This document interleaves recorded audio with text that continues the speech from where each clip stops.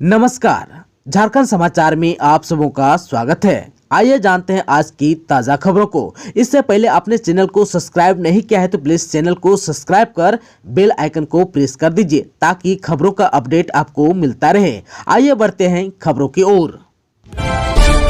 झारखंड में back to school campaign की होगी शुरुआत, बच्चों को मिलेगा लाभ। इस तारीख से चलेगा अभियान। कोरोना काल के बाद झारखंड में स्कूलों के दोबारा खोले जाने के साथ 100% बच्चों की नियमित उपस्थिति बनाए रखने के लिए राज्य सरकार की ओर से स्कूल रुआर 2022 अभियान यानी कि बैक टू स्कूल कैंपेन चलाया जाएगा। इसके तहत बच्चों को स्कूल से वापस जोड़े जाने का अभियान चलाया जाएगा। इस संबंध में मुख्य सचिव ने स्कूली शिक्षा एवं साक्षरता विभाग को अभियान चलाने का निर्देश दिया। इसके तहत राज्य के सभी डीसी को पत्र भेजा गया है। पत्र में कहा गया है कि कोविड-19 वैश्विक महामारी के सबसे ज्यादा प्रभाव बच्चों की शिक्षा पर पड़ा है। महामारी के कारण काफी समय तक स्कूलों को बंद रखा गया था, लेकिन कोरोना संक्रमण की स्थिति सामान्य होने के बाद राज्य सरकार ने धीरे धीरे स्कूलों को खोलना शुरू किया, जिसके बाद प्राथमिक स्कूलों को खोल दिया गया है। इसके बाद सभी बच्चों को दोबारा विद्यालय में लाना एवं उनकी नियमित उपस्थिति बनाए रखना चुनौती है, जिसके लिए सभी विभाग को मिलकर प्रयास करने की जरूरत है। इसके लिए जिले के डीसी एवं डीडीसी को यह दायित्व दिया गया है कि वे जिले के विभिन्न विभागों के साथ समन्वय बनाते हुए सांसद, विधायक एवं ग्राम पंचायत के कार्यकारी प्रतिनिधियों को इस अभियान में शामिल कराएंगे। झारखंड के शिक्षा मंत्री जगन्नाथ महतो बेरमो में पॉलिटेक्निक कॉलेज खोलकर राजेंद्र बाबू का सपना करेंगे पूरा। सूबे के शिक्षा मंत्री जगन्नाथ महतो ने सीसीएल के कारगिल गेस्ट हाउस में पत्रकारों से बातचीत में कहा कि बेरमो में पॉलिटेक्निक कॉलेज खोलकर बड़े भाई और पूर्व मंत्री दिवंगत राजेंद्र प्रसाद सिंह के अधूरे सपने को पूरा करना चाहते हैं। पॉलिटेक्निक कॉलेज खोलने के लिए 25 एकड़ जमीन चाहिए। इसके लिए जमीन की तलाश की जा रही है। बेरमो सीओ को भी जमीन चिन्हित करने का निर्देश दिया गया है। शिक्षा मंत्री जगन्नाथ महतो ने कहा कि पूर्व मंत्री रहे राजेंद्र प्रसाद सिंह निधन से पहले झारखंड विधानसभा में पॉलिटेक्निक कॉलेज को लेकर आखिरी सवाल उठाया था, जिसका जवाब उन्होंने सदन में दिया था। अब बेरमो में पॉलिटेक्निक कॉलेज खोलकर राजेंद्र बाबू के सपनों को पूरा करने का काम करेंगे। सरहुल जुलूस को लेकर रांची में संशय बरकरार, झारखंड सरकार के आदेश पर टिकी है निगाहें। प्रकृति के पर्व सरहुल और रामनवमी में जुलूस निकालने को लेकर राजधानी रांची में संशय की स्थिति बनी हुई है। अब सबकी निगाहें झारखंड सरकार के फैसले पर टिकी है। सरहुल जुलूस निकालने को लेकर रांची के सिरम टोली स्थित केंद्रीय शरणा समिति की बैठक में डीसी और एसएसपी शामिल हुए। इस मौके पर डीसी छवि रंजन ने राज्य सरकार की अनुमति के बाद ही राजधानी में सरहुल का जुलूस निकाले जाने की बात कही। रांची के डीसी श्री रंजन ने कहा कि अभी जुलूस का निकालना प्रतिबंधित है। अगर राज्य सरकार जुलूस निकालने की अनुमति देती है तो शरणा समिति के साथ समन्वय स्थापित कर रांची में सरहुल का जुलूस निकलेगा। इसमें जिला प्रशासन हर संभव सहयोग भी करेगा। सरहुल जुलूस को लेकर रांची के सिरम टोली स्थित केंद्रीय शरणा समिति की बैठक में शरणा समिति के सदस्यों की मांगों पर एसएसपी सुरेंद्र कुमार झा ने कहा कि अगर सरकार के स्तर से जुलूस निकालने को लेकर अनुमति मिल जाती है तो पुलिस पूरी मुस्तैदी के साथ काम करेगी। उन्होंने अधिकारियों से यह भी कहा है कि जुलूस को लेकर ट्रैफिक और सुरक्षा व्यवस्था समेत रूट मैप तैयार रखें। झारखंड में 36,000 शिक्षकों की होगी बहाली, शिक्षा मंत्री ने बता दिया समय। झारखंड में बड़े पैमाने पर शिक्षकों की बहाली की जाएगी, इसकी तैयारी चल रही है। राज्य के शिक्षा मंत्री जगन्नाथ महतो ने कहा कि अगले 2 महीने में 36,000 शिक्षकों की भर्ती की जाएगी। झारखंड विधानसभा का सत्र समाप्त होने के बाद शनिवार को मानव संसाधन मंत्री जगन्नाथ महतो अपने गांव अलारगो आए। उन्होंने कहा झारखंड में शिक्षकों के 60,000 पद का सृजन किया जाएगा। पहले चरण में 2 महीने के भीतर 36,000 शिक्षकों की बहाली की जाएगी। अलारगो जाने के दौरान जगन्नाथ महतो जैना मोड़ पर रुके थे। वहां संवाददाताओं से उन्होंने कहा कि सरकारी स्कूलों की शैक्षणिक व्यवस्था ठीक की जाएगी। 45 दिनों के भीतर बिजली, पानी और शौचालय की व्यवस्था कराई जाएगी। इससे पहले स्कूलों में शिक्षकों की संख्या, बिजली एवं पानी की व्यवस्था का आकलन कराया जाएगा। उन्होंने विधानसभा सत्र में सभी मंत्री, विधायक एवं सरकारी अधिकारियों से अनुरोध किया है कि अपने बच्चों का दाखिला सरकारी स्कूलों में कराएं। ऐसा होगा तो स्वाभाविक तौर पर सरकारी स्कूलों की हालत और अच्छी होगी। उन्होंने कहा कि केंद्र सरकार की नई शिक्षा नीति से मध्याह्न भोजन योजना प्रभावित हो रही है। इस मसले पर केंद्र सरकार से पत्राचार किया गया है। मानव संसाधन मंत्री ने स्थानीयता नीति पर खुलकर बोलने से परहेज किया। बस इतना ही कहा कि इस मसले पर सरकार गंभीर है।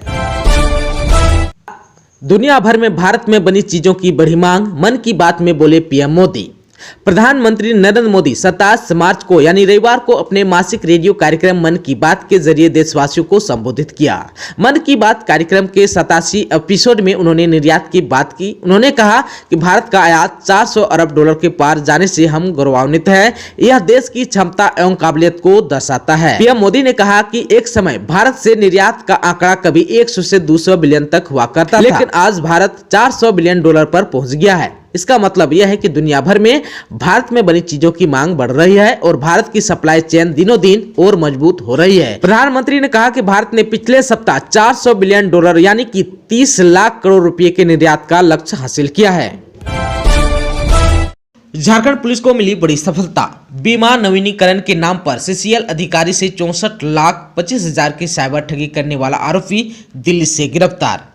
झारखंड पुलिस को अपराध अनुसंधान विभाग के अधीन संचालित साइबर अपराध थाने की पुलिस ने 64,85,692 रुपए की ठगी मामले में नई दिल्ली से एक आरोपी को गिरफ्तार कर लिया है। गिरफ्तार आरोपी की पहचान संदीप कुमार उर्फ संदीप सैनी के रूप में की गई है। रांची साइबर अपराध थाने की पुलिस ने उसे नई दिल्ली स्थित कल्याणपुरी से गिरफ्तार किया है। उसका पूर्व आपराधिक इतिहास भी रहा है। वह पूर्व में मुरादाबाद से जुड़े साइबर अपराध के मामले में गिरफ्तार किया गया था। गिरफ्तार आरोपी के पास से ठगी से संबंधित कई महत्वपूर्ण दस्तावेज बरामद भी किए गए हैं। साइबर ठगी के इसी मामले में रांची के साइबर अपराध थाने की पुलिस ने 8 नवंबर 2021 को एक अन्य आरोपी रवि सिंह कुशवाहा को गिरफ्तार किया था। वह उत्तर प्रदेश के लखनऊ का रहने वाला था। वर्तमान में यह रांची के होटवार स्थित बिरसा मुंडा केंद्रीय कारा में बंद है। झारखंड के कस्तूरबा स्कूलों की शिक्षकों के लिए खुशखबरी है, उनकी सैलरी बढ़ी। जानिए अब कितना मिलेगा मानदेय। राज्य के 203 कस्तूरबा गांधी बालिका विद्यालय और 57 झारखंड बालिका आवासीय विद्यालय के शिक्षकों के मानदेय में 20% की वृद्धि की गई है। झारखंड शिक्षा परियोजना ने इसे लेकर पत्र भी जारी कर दिया है। परियोजना निदेशक द्वारा जिलों को भेजे गए पत्र में विद्यालय के पूर्णकालिक और अंशकालिक शिक्षकों के मानदेय में 20% की बढ़ोतरी की जानकारी दी गई है। मानदेय बढ़ोतरी 1 अप्रैल 2021 से प्रभावी होगी। विद्यालय में घंटी आधारित वैसे शिक्षक जिन्हें वर्तमान में अधिकतम 11,000 रुपये भुगतान का प्रावधान है, उन्हें बढ़ोतरी के बाद अधिकतम 13,200 रुपये मानदेय दिया जाएगा। वैसे शिक्षक जिन्हें घंटी के आधार पर मानदेय का भुगतान किया जाता है, उन्हें अब मिलने वाली राशि में 20% बढ़ोतरी के साथ मानदेय का भुगतान किया जाएगा। आप सबको यह भी बता देना चाहता हूं कि 2021 और 22 में नियुक्त शिक्षकों का मानदेय नहीं बढ़ा है। झारखंड महोत्सव में शिक्षा मंत्री जगन्नाथ महतो बोले, कला संस्कृति के संरक्षण के लिए सामूहिक प्रयास जरूरी। झारखंड के बोकारो जिले के नवाडी प्रखंड के बिरनी पंचायत के मंझलीटाड़ गांव के समीप खेल मैदान में नवयुवक समिति सह युवा साथी द्वारा आयोजित 7वां झारखंड महोत्सव का उद्घाटन शिक्षा मंत्री जगन्नाथ महतो ने किया। उन्होंने कहा कि कला संस्कृति के संरक्षण के लिए सामूहिक प्रयास करना होगा। प्रसिद्ध नटवाबाज श्यामलाल महतो ने अखड़ा पूजा कर झारखंड की भाषा और कला संस्कृति उत्सव प्रतियोगिता की शुरुआत की। प्रतियोगिता में झारखंड समेत पश्चिम बंगाल एवं ओडिशा के लोक कलाकारों ने नटवा, पाइका, झूमर एवं छऊ नृत्य का प्रदर्शन कर ग्रामीणों को झूमने पर मजबूर कर दिया। झारखंड के शिक्षा मंत्री जगन्नाथ महतो ने कहा, नटवा और झूमर नृत्य पारंपरिक कला संस्कृति की धरोहर है। इसके संरक्षण और प्रचार प्रसार के लिए सामूहिक प्रयास करना होगा। कला संस्कृति को बचाने के लिए हर झारखंडी को जिम्मेवारी लेनी होगी। समिति झारखंड की कला संस्कृति को बचाए रखने के लिए इस तरह का कार्यक्रम करती रहे। उन्होंने यह भी कहा कि हर संभव इसके लिए मदद की जाएगी। संरक्षण के लिए सरकारी स्तर पर भी पहल की जाएगी। इधर प्रखंड प्रधान पूरम देवी ने कहा कि झारखंड की कला संस्कृति और भाषा सिर्फ गांव में ही देखने को मिलती है। यहाँ हर उत्सव में पारंपरिक वाद्य यंत्र देखने और सुनने को मिलते हैं, जबकि शहरों में अंग्रेजी बैंड ने अपनी जगह बना ली है। झारखंड में पंचायत चुनाव कब होगा, आइए जानते हैं इसके बारे में विस्तार से। स्कूलों में होने वाली 9वीं और मैट्रिक और इंटर की परीक्षा समाप्त होने के बाद ही पंचायत चुनाव कराया जाएगा, क्योंकि स्कूलों में ही मतदान केंद्र बनाए जाते हैं। ऐसे में परीक्षा के दौरान चुनाव कराने के लिए स्कूल भवनों को लेना संभव नहीं होगा। वहीं परीक्षा के दौरान शिक्षकों की भी ड्यूटी रहती है, जबकि शिक्षकों को पंचायत चुनाव कार्य में भी लगाया जाता है। इस पर राज्य निर्वाचन आयोग मंथन कर रहा है। आयोग सभी तरह की परीक्षाओं का शेड्यूल देख रहा है। जब स्कूल और शिक्षक खाली होंगे तभी तो चुनाव कराया जा सकेगा। फिलहाल 20 अप्रैल तक मैट्रिक और 25 अप्रैल तक इंटर की परीक्षा होगी। इसके बाद 9वीं की परीक्षा भी होनी है। हालांकि 9वीं की परीक्षा की तिथि अभी घोषणा नहीं की गई है। परीक्षा ड्यूटी में शिक्षकों के साथ दंडाधिकारी और पुलिस बल भी तैनात किए जाते हैं। ऐसे में उनकी उपलब्धता भी देखी जाएगी। इस दौरान पर्व त्योहार की भी तिथियां भी देखी जाएगी। इस बात का ख्याल रखा जाएगा कि चुनाव से किसी भी हाल में विद्यार्थियों की परीक्षा बाधित न हो। परीक्षाओं की तिथि देखने के बाद आयोग की टीम जिलों में जाकर स्थिति देखेगी। सारी स्थितियां अनुकूल प्रतीत होने पर ही चुनाव की तिथि घोषित की जाएगी। जून से बरसात शुरू हो जाएगा, इसलिए बरसात के पहले चुनाव कराने पर विचार किया जा रहा है। इस तरह मई में ही चुनाव कराने को लेकर मंथन किया जा सकता है। राज्यवासी हो जाइए सावधान। झारखंड के कई जिलों में 3 दिनों तक चलेगी लू। येलो अलर्ट किया है जारी।